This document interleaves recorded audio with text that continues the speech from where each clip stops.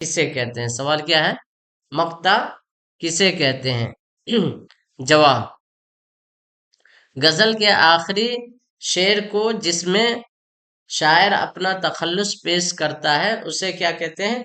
मक्ता कहते हैं।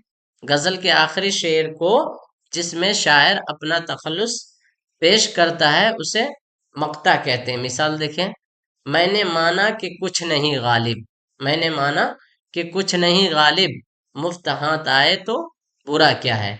तो इस शेर इस गजल, एक गजल है गालिब की, दिले नादा तुझे हुआ क्या है, आखिर इस दर्द की दवा क्या है। इसका, इस गजल का पहला शेर ये है, और आखिरी वाला शेर जो है यही है, मैंने माना कि कुछ नहीं गालिब।